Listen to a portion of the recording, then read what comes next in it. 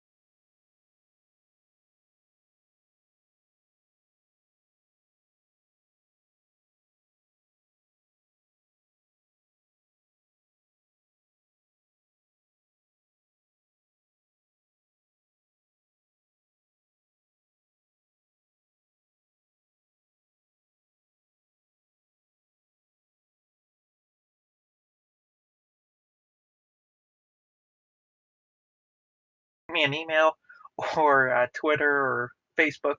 Yeah. Hello, Chris, and welcome to True North EV. Hi, James. Thanks for having me.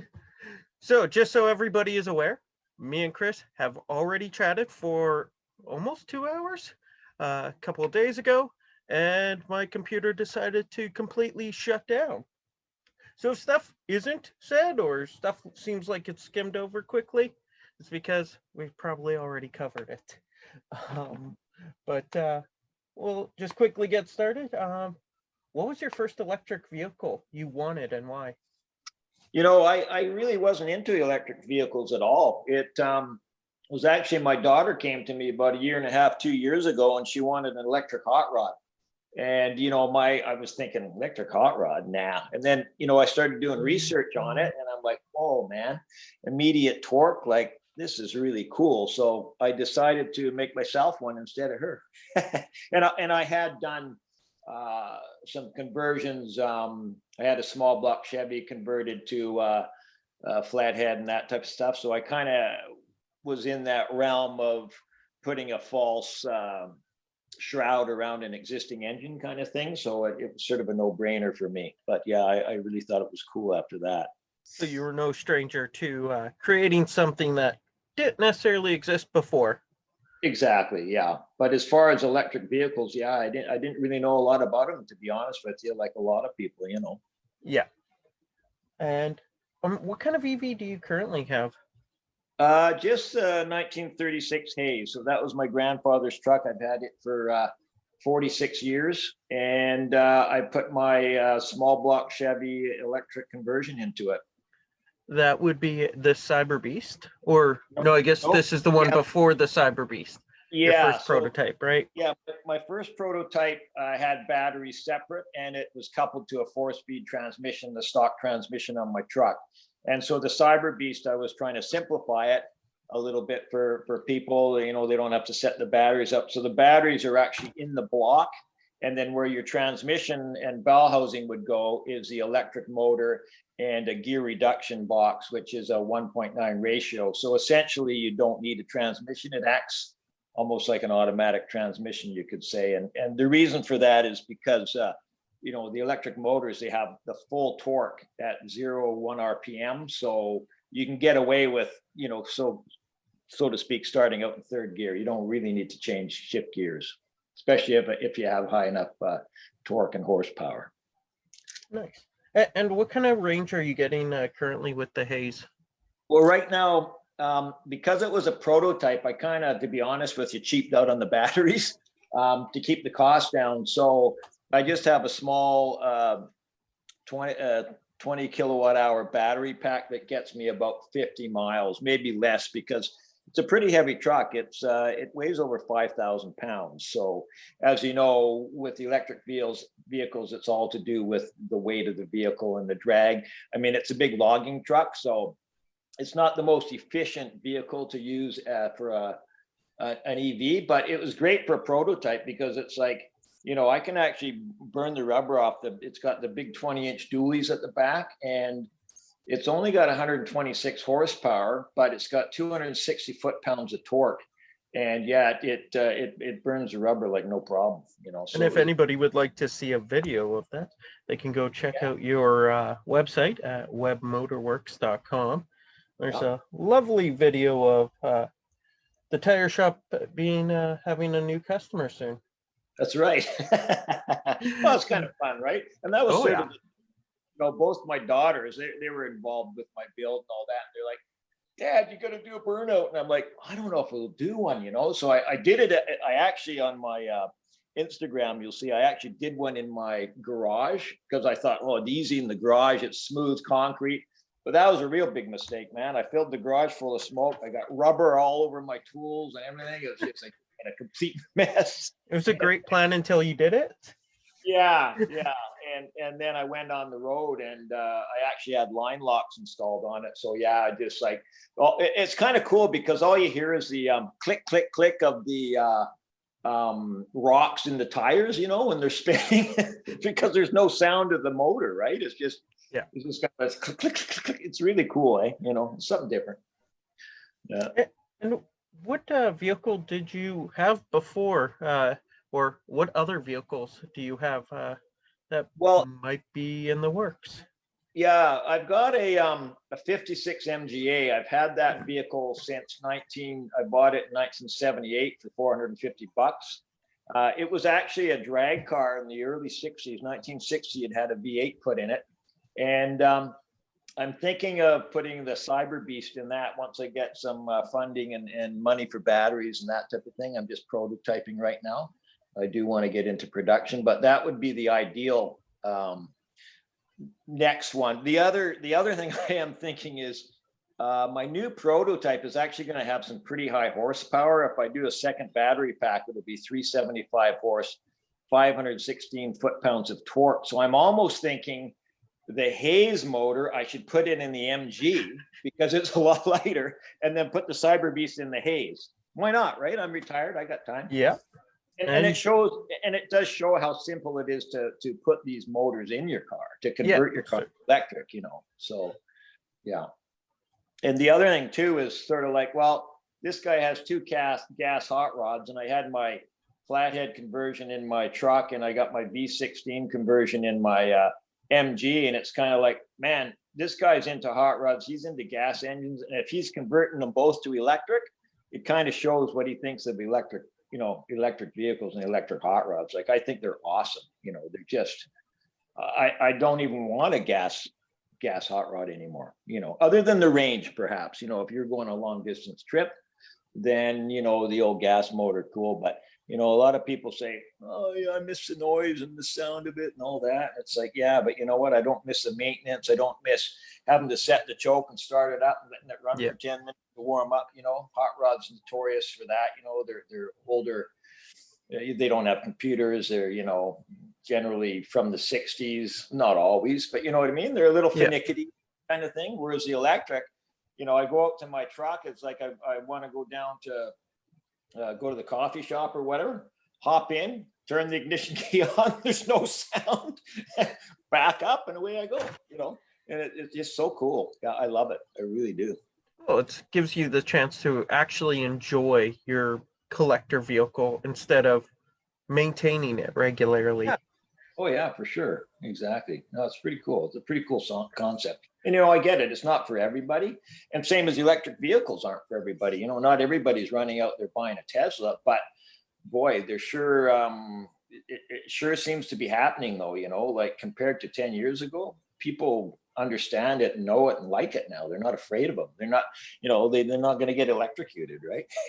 Well, I think a lot of it is also people like us, where we are true car enthusiasts, where it is showing that, yes, it doesn't necessarily fit every little thing that you want, but it is still a very enjoyable vehicle. And sure. There's practical ones that aren't as necessarily enjoyable, aka Nissan Leaf. Sorry for all those that have one, but they're practical, but not fun. Yeah. Well, they're not overly cool looking. I get that. I mean, they're wonderful and they're reliable and they're affordable. I think you can buy a brand new one for $3,200 or something. But yeah, they don't have the cool factor, that's for sure. Not knocking them at all. But yeah, they're not like a 32 Ford, let's face it. Yeah.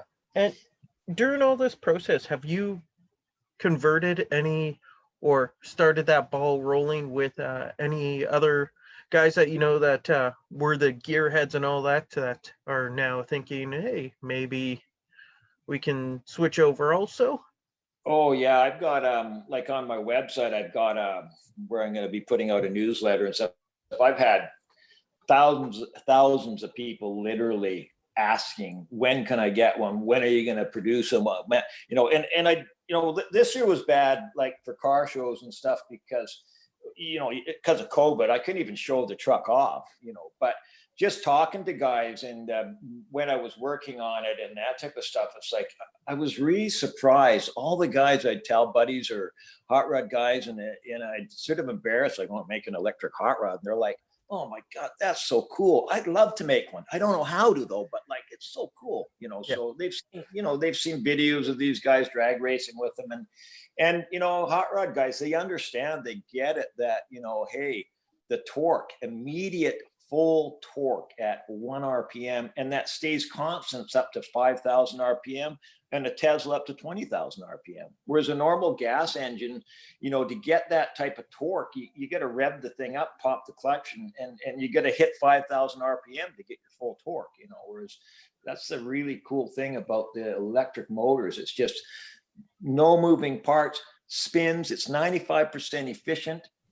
I don't know if your followers know, but like a gas motor is really only 20% efficient.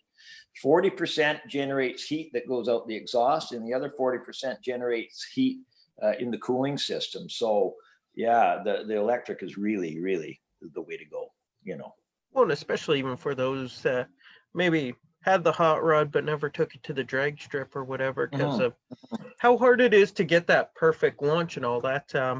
It's one of those vehicles that you pretty much just line up at the line, and as soon as it turns green, you go. Yeah, you just give it revving to that 5,000 to get it just right. That's right. And the funny thing is, like when you drive my Haze, for instance, like it's got the stock 4-speed in it. If you think about it, you put it in. You can start out in 4th gear if you want, but let's say you put it in 2nd gear, and you're just sitting there. You take your foot off the clutch, and you have your foot on the brake, and like it's not going anywhere because the motor's not spinning, right? And then so when you want to go, you just give it gas, and away you go with full torque. It's really weird, but cool. It's like what? So it's like an automatic, kind of. It's that nice little hybrid. Yeah, it's neat. I mean, these Nissan Leafs, they can take they can beat a guy in a 68 Camaro. If it's a stock 68 Camaro, a Nissan Leaf will beat them off the line. Guarantee you. And I know my Kona Electric is beating the guys in the Civics. Yeah, for sure. And that's in eco mode, because you got to be efficient while you do it. Yeah, imagine if you put it in ludicrous mode. Exactly. Yeah. But I mean, that's the thing too. I mean, ludicrous mode in a Tesla, when they're shooting that many amps into them, you can only do it for 10, 20 seconds, right? Like otherwise you'd probably burn out your battery or whatever, but that's all you need. You know how fast you can get going in 10 seconds in a Tesla? Oh, exactly. Yeah. And, at the quarter mile is only what? I think my vehicle can do it in like 15 seconds. So yeah. It's just the numbers that are coming out on these stock Teslas, it just blows you away. Zero to 60 in the quarter mile on a stock 4-door sedan. It's just mind boggling. It's just like, holy crow. But Elon Musk, he's not afraid to set up his controllers and really push them, right? Most of the electrical, electric motor manufacturers and that they've designed their motors for buses and mining equipment and that type of stuff. They haven't really got into the racing aspect of it, whereas Elon, he's pushing for the high horsepower, and he's got his computer guys tweaking these things so he can really get the high horsepower and the high torque, because that's what sells to people, especially hot rod guys, and that they want to hear about how much horsepower it is or what the torque is. But arguably though, it's not nowadays, it's not the horsepower. Like if you have a electric hot rod, you don't need 500 horsepower, because 250 horsepower in electric's the same as 500 horsepower in essence. You understand what I'm saying? Yeah. Yeah, because of that. Well, now also when most of these vehicles rolled off the production line, what a crazy horsepower number would be, 300 horsepower? Oh yeah. So most of the 350s, in the 70s, 80s, they were 195 horsepower. Yeah. So you start throwing in a electric motor that, believe yours starts at about 250 horsepower, which is for perfect. The Cyber, it'd be 260 horse at 307 volts, and then if you put the separate battery pack on, it's a bit of work to set that up, but we can get 375 horse out of the same motor. It's the same foot-pounds of torque, but by giving it the higher voltage, it's actually funny, it's lower amps, but you can increase the horsepower, because essentially what it does is, as you increase the voltage, your torque stays to a higher RPM, and that's how you get horsepower. Is all based, of course, on torque and RPM. So that's how you get the higher horsepower, because the torque curve ends up going higher when you go with the higher voltage. Because as a matter of fact, on my Haze, because it weighed 5,000 pounds, I decided to go with the lower voltage. I used a lower voltage motor, but I went with the 96 horsepower motor because I wanted to get 260 foot-pounds of torque. But the curve ends at 3,000. It starts tapering off at 3,000 RPM. Whereas if I had gone to keep the torque up to 5,000 RPM, I think the torque would have been about 190. So I just kind of chose, well, for a heavy vehicle like that, I'd rather have the higher torque, and I don't need the high power, because you're shifting anyways in that particular case, because it had the transmission. You're not shifting at 5,000 RPM anyways. I don't know, most people, other than drag racers, aren't shifting at 5,000 RPM, Now going to the beautiful looking Cyber Beast that you created. Thank you. If anybody hasn't seen a small block Chevy motor, this was pretty much a direct replacement for pretty much 70% of vehicles pre-1970s, and most people convert even the Fords and the Dodges over to small block Chevy motors because there's just a boatload of them out there. You want to know how many there are, James? If you put all the small block Chevys in line, they would go around the earth twice. There was 125 million of them made or something. And that was when vehicles weren't as popular or as much of a demand item as they are now. Like nowadays, you got a family that has 2-3 plus vehicles for a household, where back then it was you had one and you were quite happy with your one. Yeah, and the 55 Chevy, that's the first one that, they came out with the 265, which was the first small block.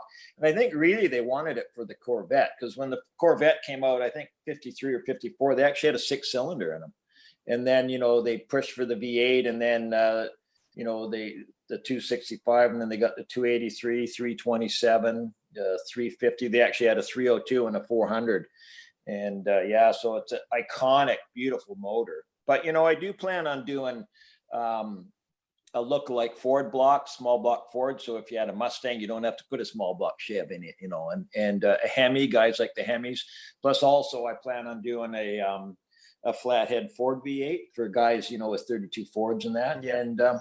And, you know, I get it. Some people might say, well, why I don't want it to look like a small block Chevy, but a lot of guys do. A lot of guys don't like the look of the modern electric motor with all the wires and all that type of stuff. Some people like that look, others don't, you know. So And honestly, for those yeah, that want that look, go yeah, to a different person. If you yeah, and there's want some your retro vehicle guys. to look like how, in a way, it should, Yeah, then yeah. that's kind of the market you're going after. That's what I'm going for. Yeah. And it was a bit of a challenge fitting everything in a small block Chevy block, right? And then when I did the Cyber Beast, it's kind of funny. I had all the batteries and everything set up in my small block. And I talked to Todd, a friend of mine from Canadian Electric Vehicles, and he's like, yeah, Chris, did you allow for the 1/8-inch airspace between the batteries? And I'm like, what? Well, I never did that in the Hazy. He's like, yeah, these are different batteries. I'm like, oh no. So I actually lost 12 batteries. So I was scrambling. I actually ended up making the block. I pretty well had everything set up, and I ended up widening the block an extra 1/2 inch and extending and doing all these little tricks to get my extra 12 batteries in there, because I needed 96 72 amp batteries to get the 307 volts. And I'm like, can I go, 260 volts? It's like, no, you get a 307's the minimum you can go. It's like, oh crap, but I made it work. I fit them in there. Needed the extra deep oil pan for those. Yeah, well, an oil pan is 7.5 inches. I squeezed it to 7 3/4. So it's no longer true. Because you don't want it hanging way down, and then typically hot rods are fairly low to the ground. So yeah, you can't just drop the pan another 3 inches down there. You want to be fairly true to the actual size of the small block Chevy. And when you open the hood, it's got to look just like it, in my opinion, right? You can put your stock headers on, if you got your existing manifolds. You can have a fake spark plugs if you want. I didn't bother with the spark plugs and the distributor, because I kind of wanted people to look and like, oh, nice small block Chevy, and then they sort of look, it's like, hold on, where's the spark plug leads? What? Geez, that. Well, that's the thing. If you look probably with the hood up, you kind of quickly glance. It's like, oh, where did he hide the spark plug wires? Where did he hide all this? Mm-hmm. You start looking a little deeper, and it's where's the carburetor? Yeah. Well, because what I've got in the intake manifold looks like a stock manifold. I got polished aluminum manifold, but it's actually got an 8-inch air cleaner with a fan underneath it, and the fan helps in the Cyber Beast case to cools the batteries. It's a cooling system for the batteries. So yeah, but so you've already matched the level that Nissan Leaf has. Yeah, air cooled batteries. Yeah, that's right. Yeah, I mean, Teslas are water cooled, but it's a different setup. And I'm trying to, I do know I'm working with a couple engineers, and they're working with University of Victoria, and they have a big lab for testing batteries. So I do have access to, building these battery packs down the road. These very talented guys are kind of helping me out and stuff, because I am in the prototype stage right now, and it is expensive to gear up into full production and get the castings made, and to be able to buy batteries and motors in bulk to keep the costs down. You need a lot of capital, which we're working on. And if any of the listeners are out there and they like what I'm doing, not trying to get a free plug in here, but we are. Oh, I go with get a free plug. Okay, there you go. We would be interested in if someone wanted to invest in it, and we'll do all the work, or they can be involved too. Yeah, we're open to who's ever out there thinking, hey, this is a cool idea. I wouldn't mind being on board. Yeah, and you are based out of Victoria, so especially with those that are in the nice coldness of the prairies, maybe move out that way. Get somewhere warmer. Yeah. Well, it's funny, Victoria. we have the highest per capita of electric vehicles in all of Canada. And I don't know if it's because of the warmer weather, because, you know, batteries, they're not as efficient as, you know, in the cold. You get back there in Winterpeg, it's, do you notice your batteries, you have less range in the cold, or do you ever notice that? I found on the coldest day, which was about minus 38 this year, and about minus 45-ish for the wind chill, and Whoa. not plugged in. Yeah. I had about, because I don't plug my vehicle in, I You had don't plug it. about 220-ish kilometer range on a Yeah. full charge, essentially. Yeah. So where normally in the summer I could do 450, 500 kilometers. Oh, So really? That much difference? A half? Well, Wow. But yes, then you but use, that's right, without yes. it plugged in. So it's Yeah. using power to try to warm the battery up. So, Yeah. Yeah. so it's And me then being rude to my vehicle and without Yeah. a garage. So it's got no protection at all. Oh, okay. Yeah. Yeah. And then of course you have electric heat when you're driving along, because Yeah. you're not getting heat from your water system or your cooling system. So Yeah. in that temperature, I mean, I've never been in temperature that cold. The coldest it's ever been in Victoria, I think, was minus 10. So And you guys were panicking at that. we were, yeah, I was actually watching a video the other day. We call it the snow of 96, you know, and yeah, it was like we got 4 feet of snow in 2 days, and everything collapsed, and all the water mains froze and blew up, and people couldn't, you know, they were having babies at home because they couldn't get to the hospital. See, and we just, other than the 4 feet of snow, we just call that a Tuesday. Well, I know. It's you know, and we have different snow here too. You know, it's Yeah. a wetter. Yeah, it's different. It's heavy, whereas yours is a light Which powder, I that's guess. also going to impact range and all that stuff that impacts gas vehicles also. Just you don't notice it really, or you don't pay as much attention to it in a gas vehicle. Well, you know, the other thing too, James, is typically with hot rods, you know, the guys, they don't need a long range. Like if you can give, you know, 60 to 140 miles, that's more than enough what they want. And they're probably not going to be driving the thing in the winter anyways. You know what I mean? Like most guys, they pull their hot rod out in the spring and put it away in the fall. You know, I mean, the diehards, yeah, they're driving them all year round. But, you know, typically speaking, I'd say probably 80% of the guys, their hot rod isn't leaving their shop in the wintertime, you know? Well, and kind of with the way the pricing is right now for not even just because your pricing isn't set for yours, but I'm even thinking, you know, the GM E-Crate motors, the EV West motors and all that. Yeah. The guys that are putting out that kind of money, it's usually $50,000+ to do it up. Yeah. They're usually putting that in $50,000+ vehicle already, fully restored or whatnot. It's you baby it a little bit. Oh, for sure. Yeah. It's not for your average, you know, I mean, a lot of the hot rodders, they don't have that type of money to convert to electric. And you know, that's why they'll maybe try doing it. And then what I suggest to them is see if they can get an old wreck, like a Tesla wreck or a Nissan Leaf wreck. And, you know, they can keep the cost down that way. But, you know, for a lot of guys, they just don't want to screw around with that stuff, and they don't understand it. And they're maybe a little bit afraid of it. So this is, you know, what I'm hoping is simplify it.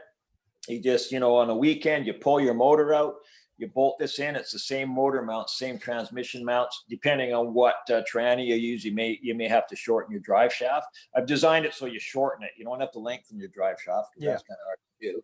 And, you know, hook up your water, because you can use your existing cooling system.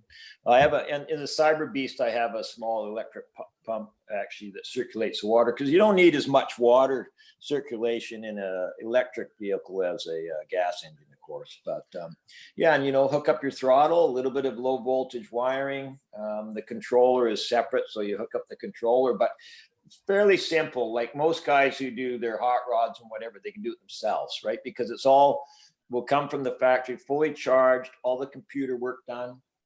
Because that's one of the things is, you know, guys like myself, we don't know how to do all this computer stuff, right? Like set up the computers and stuff. I don't know. Maybe you're a computer guy. I have no clue about the computer stuff. They amaze me. Yeah, so that's the part, that's one of the things for the do-it-yourself guys is difficult. So I'm lined up with Todd from Canadian Electric Vehicles. He helped me with my original prototype, and he had his laptop set up on it, and let's go for a spin, and we'll tweak this and tweak that. Where I don't know how to do that type of stuff. So that's what scares, I think, most do-it-yourselfers. And well, especially those that have the hot rods where they've always worked on it for the last 15, 20 years, where they know, okay, it's running a little rough. I just tweak this or that. And that's right. Adjust the carb or whatever, Yeah. And then, that's the thing is these, maintenance wise and tweaking wise, once you get these things set up, these electric motors, you don't have to do anything, right? They're just, they just go for a long time. With that water pump, most run like a 50-50 mix of antifreeze water. That would work fine with your setup, or would you have to switch it to water? No. You don't want to have water because, let's say you have it in your shop in the winter and you got heated shop freezing and we got minus 10 degrees here and the power goes out in Victoria. Well, you want to have protect your system. And it's also, you never want to run straight water anyways. It's these solutions have anti-rust inhibitors and all that type of stuff. It's not just antifreeze, right? Yeah. So it's you definitely want to have, say, 50% glycol or whatever. So pretty much anybody that has done their stuff before, it's a really simple switch over. Yeah, that's the idea. That's what I was trying to do. You don't have to. And the thing about the Cyber Beast, as opposed to my first prototype, is if you had a Model T, like a what they call a T bucket or whatever, you don't really have a lot of room for batteries. I mean, you barely got a gas tank. And, you maybe have a little trunk in the back, but you want to put your suitcase in there or whatever. So the nice thing about the Cyber Beast is having the batteries in the block itself. You don't have to worry about that, And if you need more range or you want higher horsepower, well, by all means, find a spot. Say you got a 67 Camaro, put it where your gas tank is, put a second battery pack, and then you got 140-mile range or a third battery pack or whatever, But I just, some guys, they're more than happy with, what? Hey, Chris, 60 miles. If you can give me 60-mile range, keep the cost down. That's all I need because I'm just going down to the coffee shop. I'm not going on a long trip. And if I do, I'll take my Ford F-150 with my camper on the back, that type of thing. Well, and just kind of chatting here, I kind of thought of another practical use for this. So those young computer guys that had the money now, that invested in Tesla, inheriting, grandpa's truck or grandma's car or whatever that she's had forever, and you just want to modernize it because you don't know all the oil changes and all that. No, that's right. Low maintenance, easy to use type system. And I mean, it is, you're not blowing smoke out everywhere. I mean, arguably some people say, well, hey, electricity is generated by coal-fired plants. Yeah, you know what, it used to be, but we're getting more and more to the renewable resources. And like in British Columbia here, we have hydroelectric power, which is very same clean. here in Manitoba. Yeah, I mean, so you're not burning fossil fuels. And these batteries, they are recyclable. A lot of people, what do you do with the batteries? And easily recyclable. You can make new batteries out of them. So environmental impact, you don't fire it up in your, it's cold outside. Fire up your hot rod in your shop and you get smoked out because you don't want to open the door because it's minus 40, right? So only that though, with any electric vehicle, you could warm it up in your garage with the doors closed. Instead of like all the gas vehicles that have to crack open the door just to warm it up. Yeah, you don't have to warm up the electric vehicle. Hey, James, my daughter just came, she's visiting. She just came down the steps here from upstairs. You want to have a quick talk with her? Yeah, sure. 5 minutes, because she's the one who talked me into doing the hot rod. So this is James. We're doing a little podcast. If you want to say hi to him.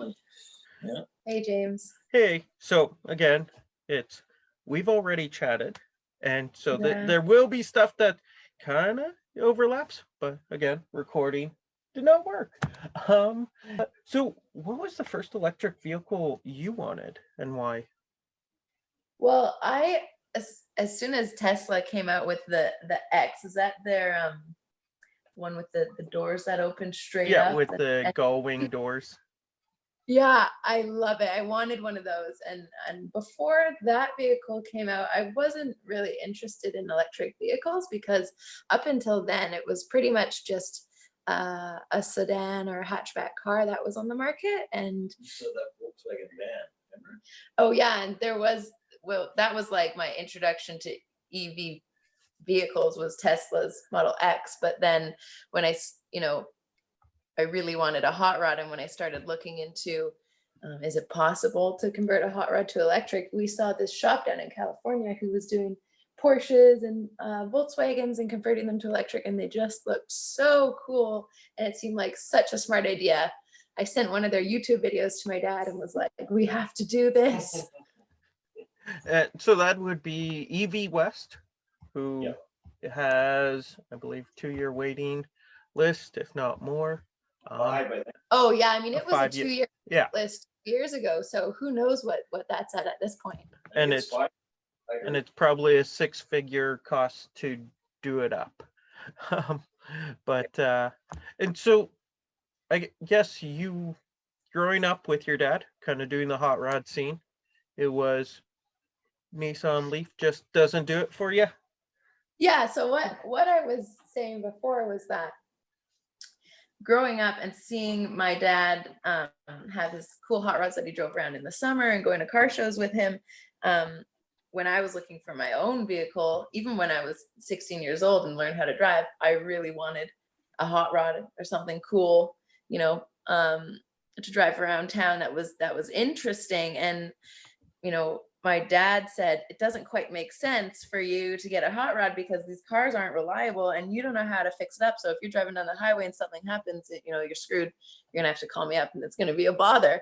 And so Well, I would have helped you. he would have helped me, but I completely understood. It didn't make sense for Some me to old beaters, some old 62 Chev, they're always a problem. it didn't make sense for me to drive a car that wasn't reliable. But when I started to see these electric vehicle conversions, that was the first time I ever considered that I might be able to drive a car that's electric. And that's why I initially sent that video to my dad. And I was thinking, hey, maybe together we could work on this. I could buy a hot rod. We could, kit it out electric, and it could be my daily driver, and it'd be reliable and still look cool.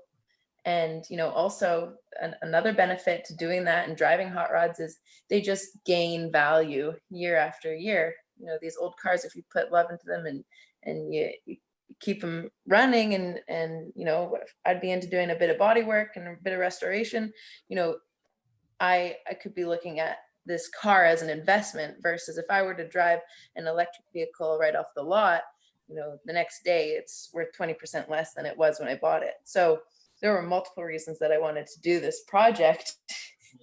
And I guess my dad, when I told him about it, got equally as excited because we've still not built my electric hot rod, and he's building 2 for himself now. In our previous conversation, I did tell your father that you should be lined up for the first production Cyber Beast. Yeah. She doesn't have the money.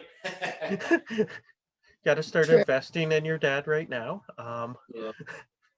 But I know personally, trying to find an older 50s-ish pickup truck, they're definitely expensive, especially even sort of rotted out. Still going for thousands of dollars. No kidding. So once you get the classics, if you keep it in good shape or you're willing to do the work, you can have a cool car for that is definitely going to gain value. And I don't like when you say that new vehicle roll off the lot and lose 20%. It's my trade-in for a Cybertruck. But so with that, because you were the one that kind of helped your dad get this ball rolling, I guess, with just the interest in electric vehicles. I know your dad does have a YouTube video or channel. Mhm.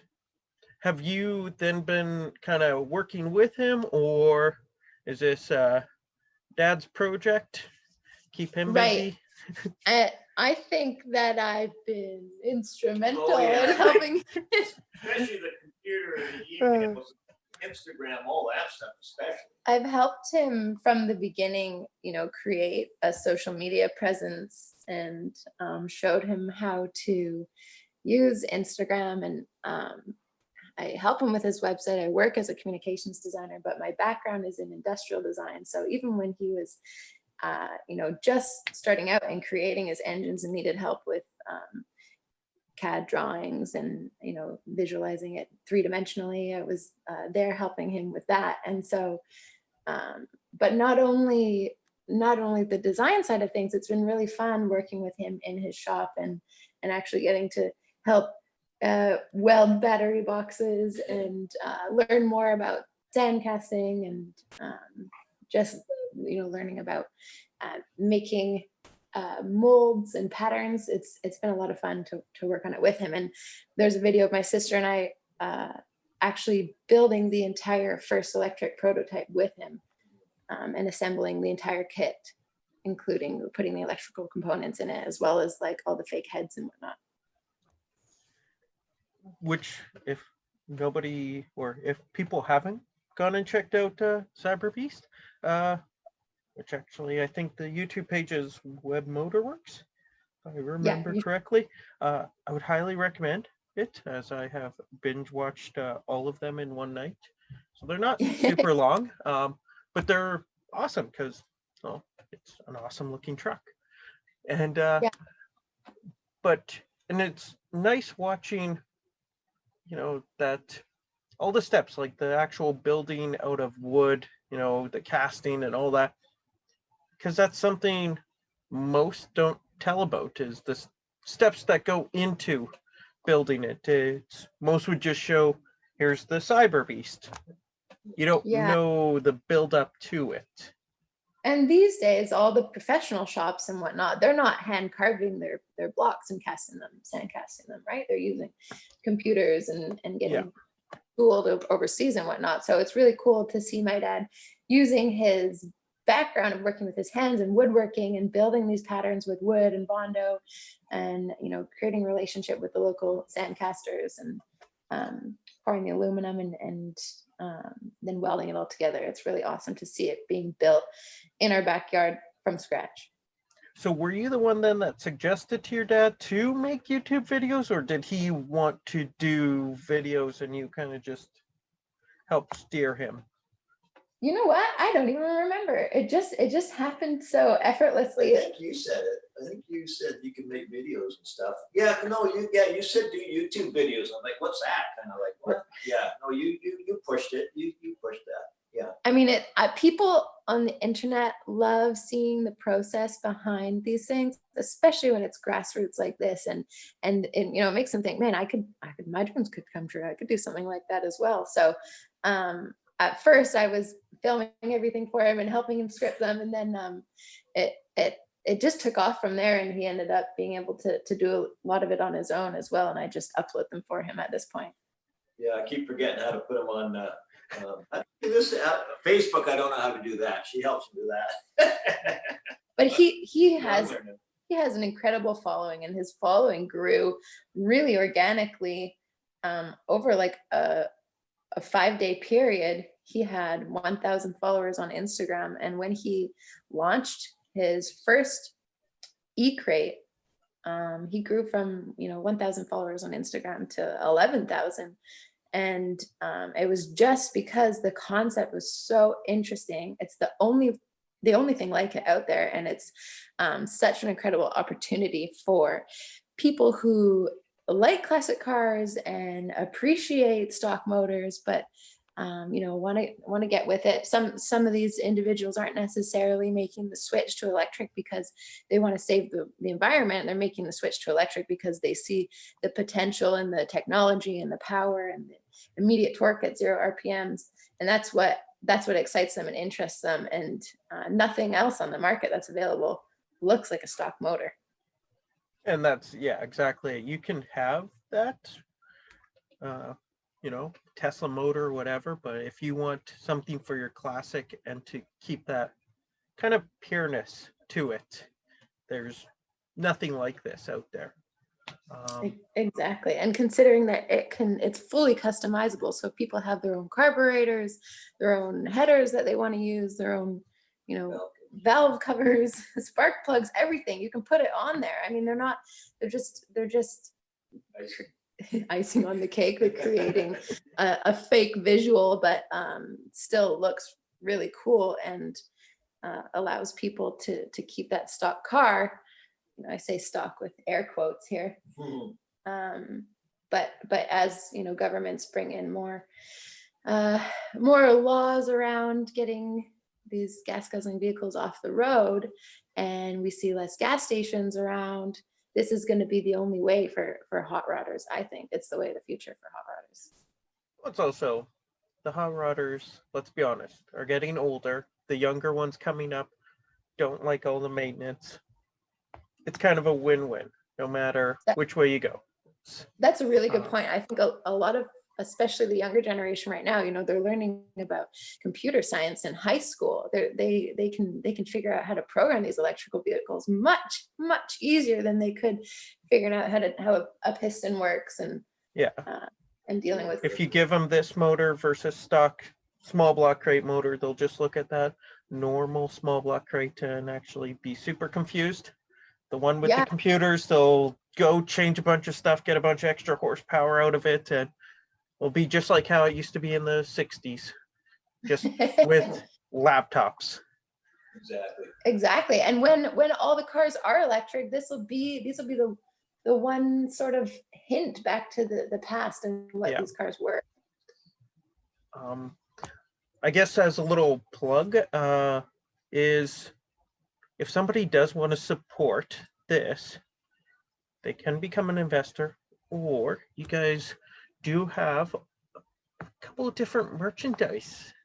Yeah, I sale. designed some t-shirts for my dad, so those are up for sale on the site, and it'd be awesome if people were buying them, just to wear them around town and spread the word of what we're doing, but also some of the funds can come back to us and go towards the project.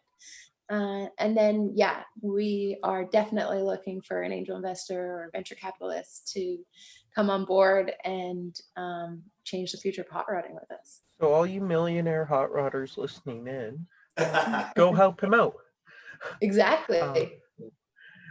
And it is the shirts and all that you guys do have, the shirts, hats that you got for sale are kind of that nice throwback look to the hot rodding stage that you guys are going after. Yeah, we tried to make them kind of cool, minimalistic, vintage style shirts. I've got one of each and I wear them daily. Just rotate through. And is there anything that I haven't asked you that you would like to share or plug or whatever? The women, I think, a lot of your friends, girlfriends. That's another thing. I think when you look at garages and shops, it's definitely a male-dominated industry, and I think even when you look at students who are in high school, there's no auto body shop anymore, and even when there was, it was definitely mostly boys there, other than my sister, of course, and she was in high school. But this, I think, electric engine really makes it a little bit more accessible to the female community who maybe never had the opportunity to learn the things that men learned back, 20, 30 years ago, when it comes to building hot rods and building engines and the upkeep and maintenance with electric vehicles and the not having a need for that maintenance. This is opening the door to a lot of women too. And I talk to my girlfriends about this, and they're super excited and say, like, I had never even considered driving a hot rod before. It wasn't accessible to me. It wasn't, I don't know how, I wouldn't know how to troubleshoot, but with this as an option, man, it would be so cool to drive something like this. Oh yeah. And honestly, this whole electric revolution, I'll call it, will help push those old curmudgeon mechanics and shop foremen and all that out also, because I've honestly worked with a bunch of them that it's like they don't want to learn about computers, so it's like, good, just move on your way. And because again, like I know even with I have a Hyundai Kona electric, even having my wife take it into the shop, the dealership, there was one old guy there that I worked with him 10 years previous at that same place, and he is just pretty much anti-females. He will do the whole mansplaining and everything to them, and so this will at least help push him out. And yeah, definitely, because women are just too nice and don't want to call guys, or I've had it both ways. Girls have, I'll call it women splain stuff to me. But it will help maybe give a voice, you know. For sure.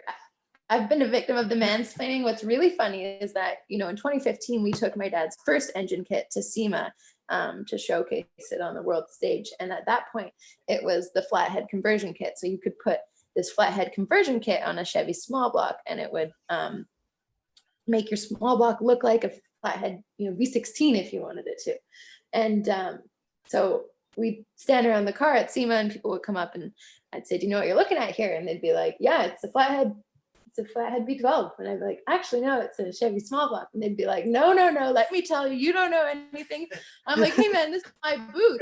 Let me tell you what's going on here. Yeah, but you were a woman at SEMA. You were obviously just modeling. You don't actually know the product. True, yeah. My sister and I got vintage, what do you call these, like coveralls made that zipped all the way up. So we look kind of like male mechanics, but in these cool vintage coveralls, and we dressed up like pinup girls from the 50s. But yeah, different outfits than the rest of the SEMA girls had on, that's for sure. Yeah. And I know even I'm with the Manitoba Electric Vehicle Association, and every year I'm sure they have it out in Victoria, called the World of Wheels. It's a major car show. Might be called something different there, but we bring an electric vehicle. We've done Model X, Nissan Leaf, kind of all sorts of different, whatever the fancy one is at the time.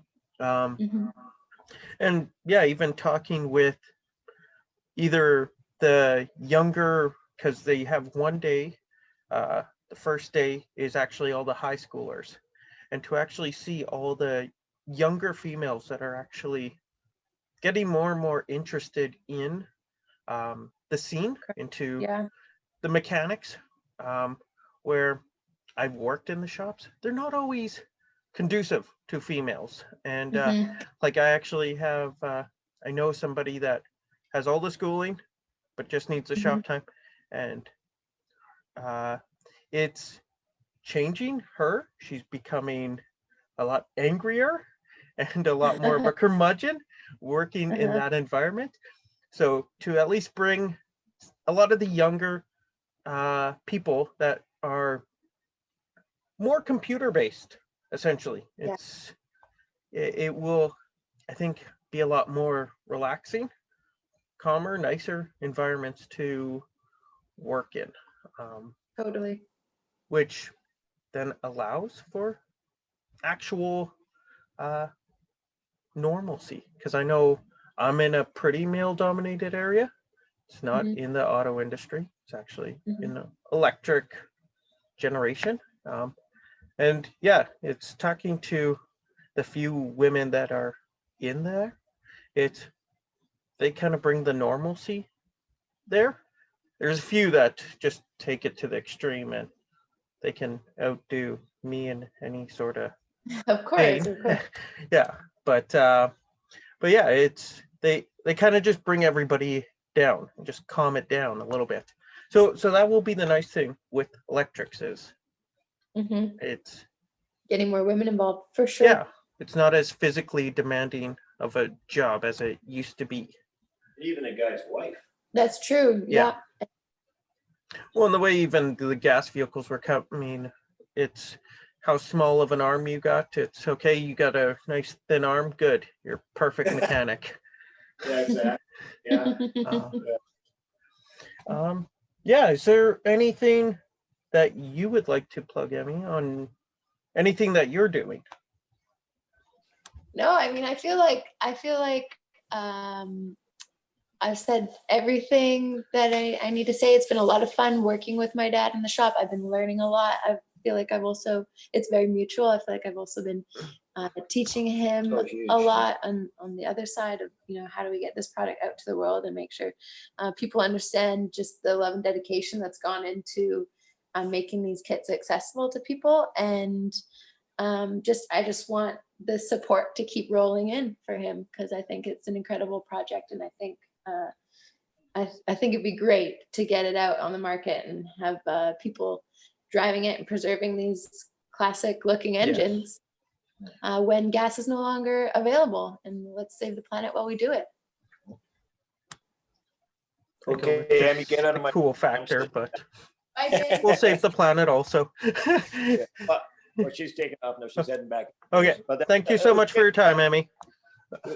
Thank you, she said. Yeah, it was nice having her insight in it, because it is, interesting to see a woman's point of view, and it was kind of, well, it was her idea in the first place. So, Well, it's also that it's the younger point of view. It's the even a different point of view. And there's a lot of time, even when I'm at work, that I look at something and I could spend 2 hours looking at it and I just don't get it. I call my coworker over, and within 10 seconds, he's like, no, this is how you do it. And it's like, oh, that makes a lot of sense now, right? It's a very different perspective that we all need it. It's just a lot of, I know when I was in the auto industry, it's a lot of older generation didn't like being told a different way of doing something. This is the way I've done it for years. Yeah. The way it has to be.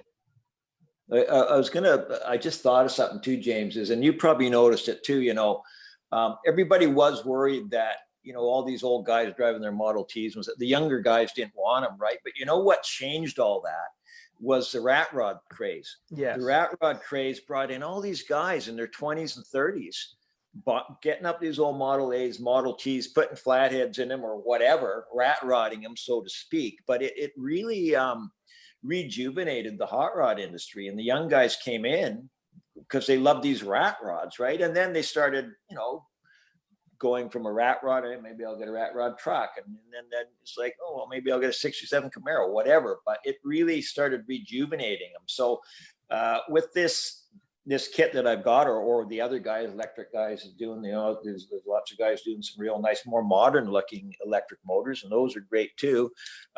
It is making it accessible, and the younger people coming in who are 30 years old or 35, they got a little bit of money now. It's like, hey man, I'm getting my grandfather's old 62 Nova and going to convert it to electric. He gave it to me, he passed away, whatever, but I'm going to bring it into the 21st century with this electric motor in it, so it is actually opening it up for the younger generation. And, also a lot of the older guys, I've talked to guys in their 70s and actually men and women at car shows, and they like the idea of converting their hot rod to electric, and it's because, what? They want to pass it on to their grandkids. Yeah. And they know that the younger generation, they don't want a gas guzzler. They want this electric thing, So yeah, it's really, I think it's going to help rejuvenate the hot rod industry. I guess just for maybe some of those in my audience that don't know what a rat rod is, which I have mixed feelings about. I kind of for sure. Yeah. But I guess that's the point of the rat rod, is to never be quite sure about it. The rat rod is essentially kind of a throw together vehicle. It's never going to look pristine. It's not meant to look pristine. Yeah. And kind of is just a hodgepodge of all sorts of parts. And you know what it is? It's almost a resurgent of what they used to do. You know, after World War II, you know, the guys came back and they got these old Model A's and they didn't have any money, so they got an old motor and they didn't have money for paint. They'd put primer on it, or they'd sand it down, or they'd drive it around for 4 or 5 years because they couldn't afford to paint it, right? And so it's a sort of a resurgent on, and you know, some of these rat rods, believe me, there's $200,000 rat rods there that got you will rust not on. know it. You will not know it by looking at them, but No, but you look at them and they're like, man, this guy put huge amount of time and money in it. And a lot of the guys, they do it all themselves, you know, and they research it and they go, well, I want this particular rear end, and I want a 2 carburetor setup for this flathead, and I want to run copper tubing for the gas lines, because that's what my grandfather did in 1959. You know, it's pretty cool. You know, it is cool. I got to send it to him, you know. Oh yeah. And that kind of, the rat rod, I think mated with yours, the Cyber Beast, is actually, it's artwork on top of artwork. Yes. Yeah. Which, especially, as you said, that younger crowd getting into it, because you don't need necessarily a lot of money to be shelled out into the vehicle. Exactly. Or a rat rod. It's and it got a saved few a lot of scratches and dents. You need the scratches and dents. So much the better. Like it actually saved a lot of these old rotting hulks that that old Model A there. Nobody wants that. You could fix those rusty fenders. You know, they're too far gone. And these bullet holes, you know what? Put more bullet holes in it. Yeah. They love that. Well, and the rat rods have a story to tell. There's a story in there. It's kind of like an old house. There's For sure, a story in the old house that you don't get in a new house, in a new car. But it really did resurge the industry, and I get it. A lot of people, some of the old timers aren't into them at all, but I think it's a great thing that these young guys and older guys. I know older guys building rat rods too, and in a sense, my 36 Hayes. When I went to restore it, I mean, I got it when I was 16. That was 40 something years ago. It was in really, really rough shape, and I talked to a buddy of mine, and he's going to help me with it. And he says, "Oh, Chris, like, send this to the scrapyard." And I'm like, "No, it was my grandfather's truck." And he's like, "Oh boy." So we ended up replacing a lot of the metal, but I left a lot of the original doors, original paint on it. We replaced panels, but I actually painted it. I had special paint made to look old. I beat it up with the chain. I made fake rust on it. I wanted it to look like it was, all original parts on it, right? So whether you call that a rat rod or just, whatever, it's kind of cool. And people, it catches their eye, it's like, whoa, that'll dragged it out of the woods and got it running, sort of thing. It's cool. And as you said, it is almost more work to get that look than if you just sanded it, primed it, painted it, made it look all nice and new. Yeah. And I mean, even paint jobs these days, guys are spending 10, 20 grand for a paint job, just the cost of materials and the labor and everything. It's just crazy. So with the rat rod, you don't have to. Like when I took my MG and my MG, I painted 45 years ago in my backyard. And, it's got the original paint on it and a few dents and this and that. And same as my Hayes truck, I took them to SEMA. Well, SEMA, normally it's like these beautiful cars, $1 million cars and stuff. People love my old rigs, original paint from this, this guy painted this thing in 1978 and people loved it. Whereas 10 years ago, you could not have done that. You couldn't take an old beater to SEMA. You know what I mean? But now it's people prefer that to the almost to these ones with the big shiny paint jobs, Well, all the old stuff is becoming new again. Yeah, and they call them survivors, right? So you got something with an old Mopar with an original paint job, and it's like it's worth more than one that's been painted. I was going to say, you get some of these barn finds that are going for hundreds of thousands of dollars. Oh, something with a Hemi in it and original paint. Sure, it's got some scratches and a bit of rust. Don't paint it, man. Just leave it like that. And we're seeing, especially for something like that, that's when your motor you can actually, especially if you got, we're going to get into the real card nerdy stuff, number matching vehicle, right? Yeah. You want to Yeah. keep that motor pristine. Yeah. And so, especially when you got something like that, it might Yeah. make sense to actually pull that motor off, sit it on a put it in stand. storage. Yeah, no, that's Yeah, right. and put the Cyber Beast in. You still Yeah. then have your vehicle that you're not going to drive very often, maybe Yeah. once on the weekend type deal. That's But right. you Yeah. now still have all the number matching parts. Yeah, you're preserving that original gas motor Yeah. for the matching. Exactly. Yeah. No, it is an option for sure. Yeah. And actually, a friend of mine, Trevor, is like, "Oh, I want your engine," but he says, "I'm gonna, I'll pull it out and I put the gas down. I'm gonna keep the gas tank and stuff, and I'll pull the electric one out every once in a while. Put the gas engine back in." I'm like, "You're not gonna do that, Trevor." He says, "Yeah, I am." Oh, okay, why not? It's a great idea until he does it once and he's like, no, I'm this just is just gonna staying keep the going. way it is. Yeah, exactly. Yeah, for sure. But yeah, like I know But, Jaguar actually, what is it? An XJ, certain ones from I believe the 60s. They're doing actually the old E-types or yeah, the I believe XK? it was the E-types, Or the maybe. E-type. I used to call them the secret squirrel cars. Secret squirrel used to have this big Jaguar-y looking thing. But yeah, the E-types were, I think, from 62 up maybe, and the XKs were in the 50s, I think, or something, the 140s. Yeah, one of those. They've Yeah. actually created a full electric motor setup and everything for it, but they'll cool. pull the motor, the gas motor out and give Yeah. it to you. So you have Yeah. everything that was original to Oh, it. original. Everything is together. And it's all Yeah. done up like the way it should be. Because as I've been very proud to say to others, I am a car guy. There is some pride in having an original 1940s, 1930s vehicle with the original motor still running in it. Yeah. Okay. Yeah. But for you sure. want something modern. Yeah. I mean, nobody So want. Yeah, You can buy a original Model T for $7,000 and you can't sell it because nobody knows how to drive them. Number one, they got 3 pedals and reverses in the middle, and they only, they got low horsepower, and they, it's just nobody wants the darn things, you know. But by when you make them electric, now all of a sudden, and that's the same thing with the rat rod thing, going back to that. But it's making them reliable.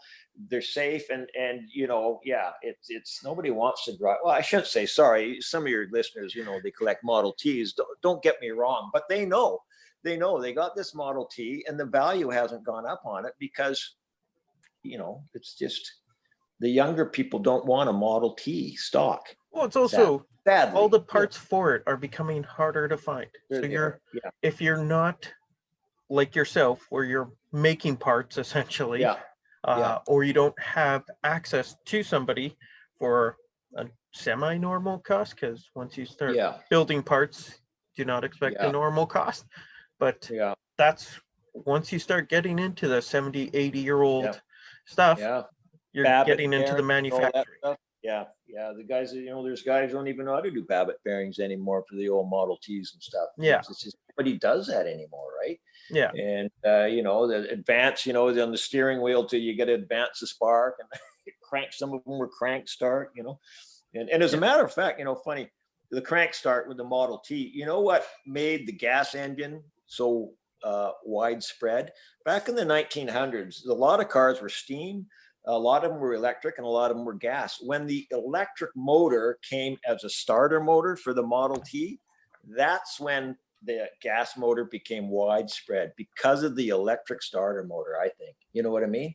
Now you could turn a key. You didn't have to crank it. Women could drive it because a lot of women, they didn't have the strength to start a Model T, So really the electric model or the electric motor made the gas motor viable because of the electric starter on it. There was a reason Henry Ford's wife drove a Detroit Electric.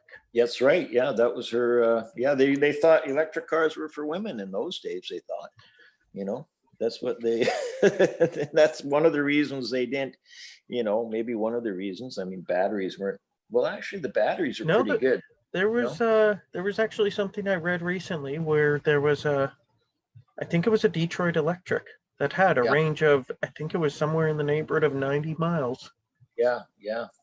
Well, there was So- one from Victoria, an old lady owned it from Actually, the yeah. early 1900s. Yeah, and it went in the museum. And you know, those batteries, I think they finally replaced them 5 years ago or something.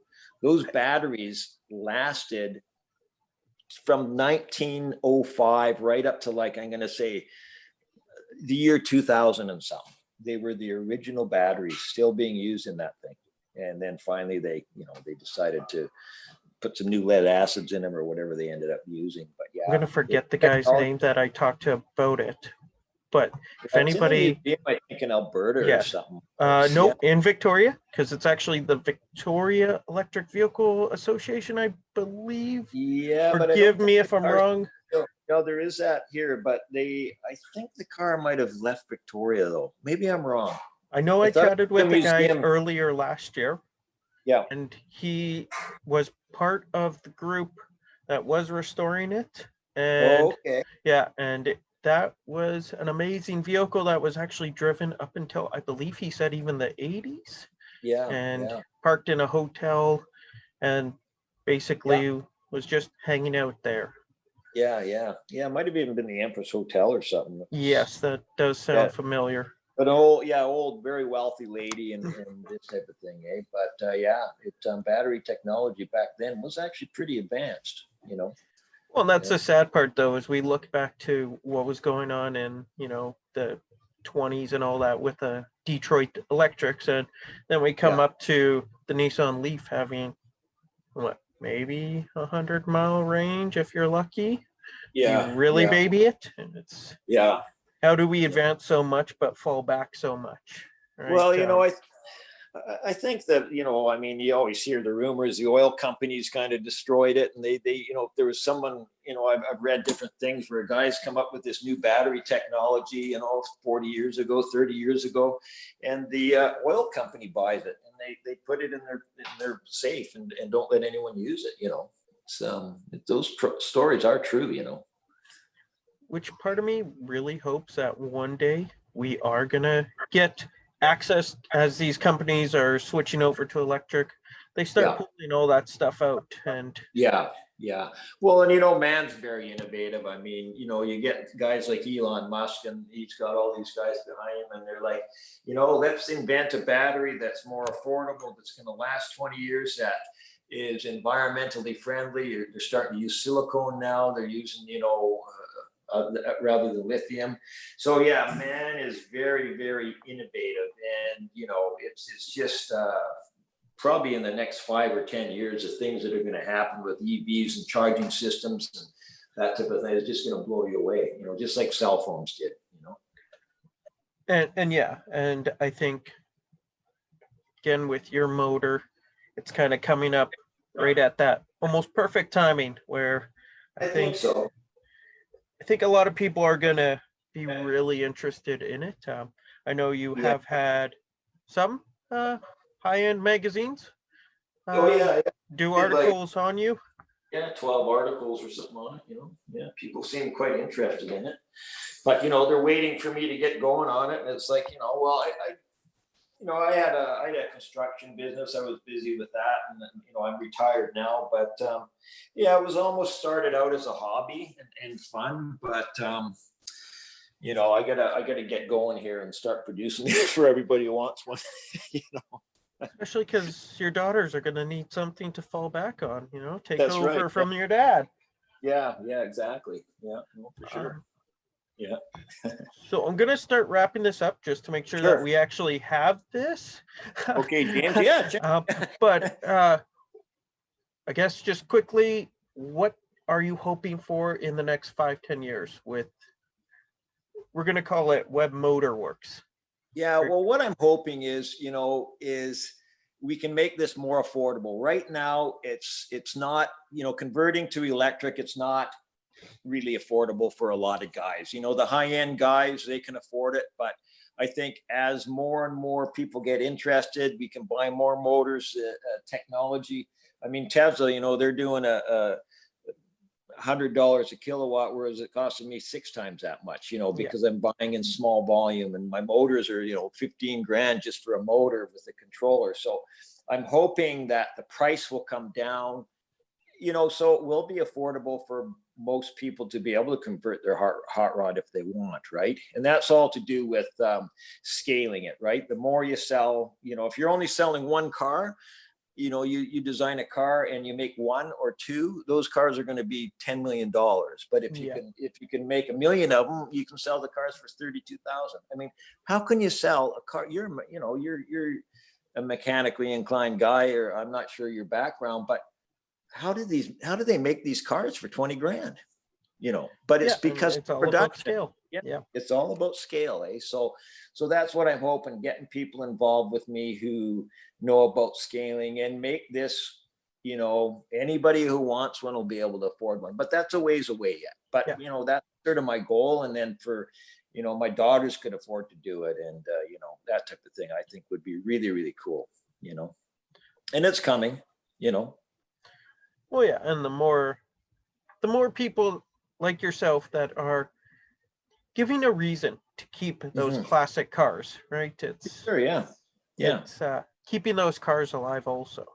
Exactly. Yeah. You go to Cuba and stuff and you see all the old taxis and they've wired those things together for 50 years and they pass them down from generation to generation, and they know what it's like to keep these old classic cars going, and I think I'm hoping, because I love classic cars. I love anything to do with hot rods and this industry. I love the guys who are involved in it. And if it can bring interest in of the younger guys, because a lot of the guys, the car collectors, they're older, they're all my age or older. I'm 61. And if we could get the younger people involved in it, man, it's awesome. It's just like my daughters and their friends. And, and by going electric, I'm hoping that will spur on the interest of this hobby, because, it's a fantastic hobby. Yeah. And, you go to a car show, man, everybody's friendly. Everybody's just optimistic and cool. And, it's even with the rivalries of the GM versus Dodge versus Ford, in the end, they're still friendly to each other. And of course they are. I mean, everybody's got a Ford. They all love small block Chevys and vice versa, right? It's just, there's some diehards, but deep down, it's like, the car guys, they're cool guys. They're, and if you can open that up to younger generations, I think it's phenomenal. Yes. And these older guys, like, man, if they can get their granddaughter involved, it's like, hey, why don't we get one of the Cyber Beasts and put it in my whatever, my 56 Chevy, and then you can drive it and enjoy it. I think it's great. But also helps that older crowd be able to program it and change it and give all that. Yeah, exactly. Well, I'm hoping once it's programmed, they don't have to screw around with it too much. But but you still get those guys, even with the Hondas and all that. That's what they want to do. They like doing that too. Yeah. And so the Honda crew, those guys, younger guys into their Honda. I mean, I'm not into Hondas. I don't. It's not my era, but those Honda guys, they may be wanting to get into the old muscle cars and restore them, and maybe not restore them. I mean, a lot of them have been restored, but just keep them going, just bring them into the 21st century, get rid of the gas motor and make them electric. And, but just a note, anybody that finds a number matching vehicle, please do not get rid of the motor. No, don't get rid of the motor. Pull it off to the side. Make it a table if you want, even. Yeah. Keep it pristine. Yeah, and the numbers matching. I mean, I know we just we went to Barrett-Jackson, and my brother-in-law just bought a Judge, but it wasn't numbers matching. Thank goodness, because he doesn't mind drive. He's not afraid to drive. Yeah. But if it's numbers matching, man, you just I don't want to blow up my motor, or whatever. So it's a different story there. But anyways, I guess actually, with the Barrett-Jackson deal, it's those guys that actually have the number matching vehicles. Yeah, well, your motor is the perfect deal for them. I've been trying to talk buddies of mine into like, hey, I need some batteries for the Cyber Beast. Like, why don't you join up with me? We'll put this thing, we'll put the Cyber Beast in your car, and we'll take it to Barrett-Jackson, and we'll be able to sell it for 50 grand more than we got into it, because it's the first. Haven't talked anyone into that yet, but it will. It's a prototype. Prototypes are always worth more. Exactly. It's like, come on, guys. Oh boy. That's awesome. We'll get her done. And so anybody that wants to be a part of this, whether it's investment, engineering, however, if somebody feels like they can help you out, what's the best way for them to get a hold of you? Yeah, best on my my website. There's a link there where you can get on the mailing list, and get, as we progress, we'll send out some newsletters. We haven't yet, but we haven't really progressed that much yet. But and they can get a hold of me that way. And if they're interested, they can just send me an email. And my daughter makes me check my emails every second day now. So what do you mean you deleted that? I'm like, hey, how do I find this James guy again? He's like, I deleted it. What did you delete it for? I'm like, you told me to delete everything. She's, no, I didn't tell you to delete it. Anyways, I'm learning. She's teaching me. So you may get a response within a week or so. Oh yeah. I know, like some people sent me, when the first one came out, and it's like, Emmy's like, did you check your emails? I was like, no. I went in, it was like, these guys emailed me like 2 months before. It's like, oh my God, I apologize. Or, oh, sorry, my computer broke. I went into junk, it's like, yeah. So I'm on it more now. So that's webbmotorworks.com for anybody interested, and I'll put a link in the description below. But you are on, so you got your website, you're on Facebook as, is it Webb Motorworks for Webb everything?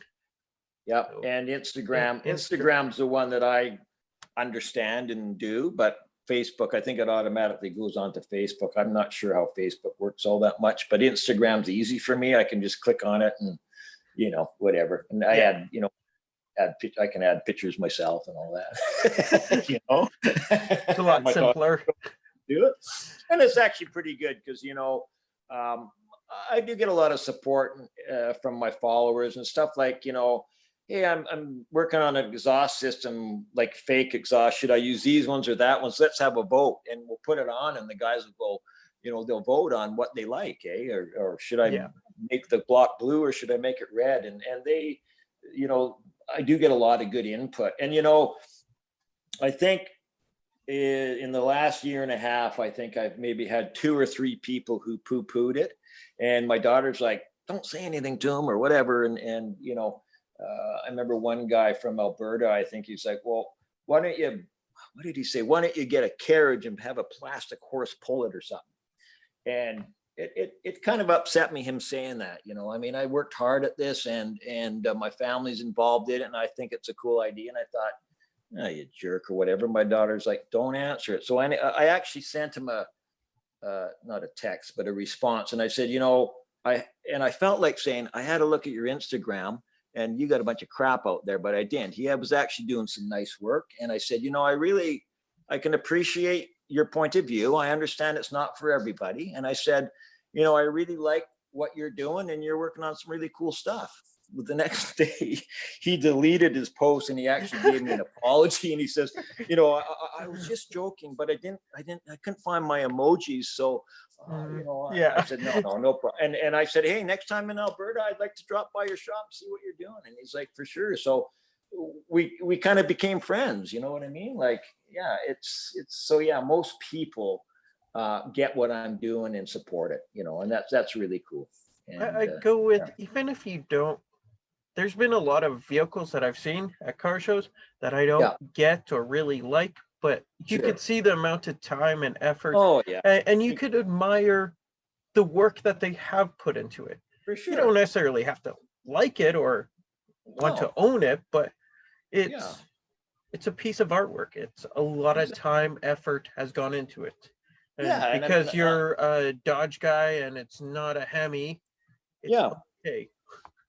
Yeah, and it's, I'm not a millionaire. I'm doing this in my backyard and learning. I didn't know how to do molds and castings and all that type of stuff. So yeah, it's my baby, and I've enjoyed it, and my daughter's involved in it. And it's like, yeah, don't poo-poo me about it. I get it. If you don't like it, well, that's fine. But most people do like it, and they get it. So yeah, it's cool. It's been a really neat journey for me, and for my family. So yeah, it's great. Love it. And then you also have your YouTube channel, which you can search. Yeah. Webb Motorworks on that. Yeah. Yeah, there's, I think we got 10 videos out, and they, like you say, they're not long. They're maybe 6 minutes long or something. And I tried to make them a little bit humorous. They're amateurish. They're not rehearsed, but they're just raw, and they're the truth. They're just a guy out there showing you what I'm doing. And me and my daughters had fun doing them. Yeah. And that's the thing. It's kind of going sort of right back to the basics, right? Yeah. The amount of work that actually goes into doing something like this, right? Yeah. And you get to watch Emmy learn how to weld. That's right. Yeah, she's a good welder. And I probably put, in these electric motors, I put probably 5,000 hours into it. That's, I've been out there 12 hours a day. I'm retired, but I said to my wife, I got to retire from my retirement because, I have been, whether researching or working on it or doing prototypes or whatever, I put a lot of hours into it, which whatever, I enjoy it. It's my hobby. It's fun. And it's for mankind, right? Sure, let's go with that. I go with it's for car kind and keeping these great classics running, essentially. For sure. But for your listeners, however many you got out there, I'm not really familiar with. I just sort of met you, and I don't know how many followers you got, but maybe this will help you get more followers too. They may find this interesting, or worst come to worst, they can put it on at night and they can put them to sleep, right? Well, that's usually how my podcasts go. I hope I have a soothing voice for all those falling asleep. You do. You got a lovely voice. And it's another tool in the toolbox for those hot rod guys that are resisting the change. But because they love their look. Yeah, and with COVID and stuff, the guys don't have anything to do. Yeah, watch my corny old videos. Give you something to do, right? Which they're fantastic, as I've told you. Thanks. I've watched them. It's way better than anything I've put together. And there's a reason. Yeah. I have other people that do any sort of filming or picture taking for me. So. Yeah, I kind of watch them. I was like, oh my God, how embarrassing, But other people say, no, Chris is great. I enjoy him. That's okay, good. All right. We all hate our own projects. Yeah, that's it. We hate our own voice. And it's like, I sound like that. That's not me. Yeah, no, it's all fun. We're having fun doing them, and trying to be entertaining. And you're right, there is stuff a lot of guys haven't seen how you do castings or my thought process, and I've tried to make it like that for just the average guys going, yeah, this is kind of cool. Thanks, Chris, for doing. You don't even have to understand it. You don't admire the work that's being done. Amount of exactly hours being spent on it.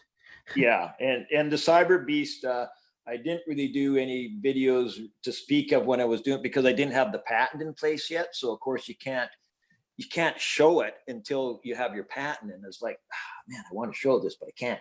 I kept saying I'm working on a secret project, and then but as I progress and I have to do more patterns for casting and to whatever, so I'm going to start doing a few more videos and whatever, so I can bore you a little bit more. So the Cyber Beast will make it to the big screen. It will eventually. Yeah. Awesome. Yeah, right on. Awesome. I do appreciate your time, and I'm sure once this comes out or whatever other project you have, I'll probably be contacting you in the future. Yeah, I got a few other ideas out there. So awesome. Thanks again so much for twice your time now. Yeah, well, that's okay. I appreciate you reaching out to me, and it's been great talking to you, buddy. Yeah, have a great day. Okay, you too. Thank you. Bye. Bye now. I want to thank Chris and Emmy for their time. It was great chatting with them. I love talking to people with a passion for those old cars and making them modern, making them essentially a new life to live. Makes the younger generation appreciate them a little bit more, especially with how much work. You can't get that look anymore. So if you guys do want to get in contact with me, like Steve did at the beginning of the episode, feel free to reach out to me on Anchor. If you want to do a recording, like a voicemail, if you want to do just send me a letter or whatever, you could email me at truenorthev@gmail.com. You can shoot me, you can find me on Twitter at EV_North. You can find me on Facebook at True North EV. You could find me on YouTube. There's not a whole lot out there right now, but at True North EV. All those links are going to be in the little write-up, including the links to Webb Motorworks and to Steve, his YouTube. I would recommend that you guys go check out Kilowatt podcast and EV Resource podcast. Those guys are way more knowledgeable on the news side of things. I do kind of the chatting with people that are way smarter than me. Yeah, just stuff that's very interesting. They actually talk about the news, what's coming up, kind of get way more in depth with, or I guess not way more in depth, way more knowledgeable about the different news that happens during the week or 2 weeks or kind of stuff coming up type deal. Awesome people to chat with over there. And yeah, thank you guys for sticking around. And I want to say have a great week. Awesome. Thank you. Bye.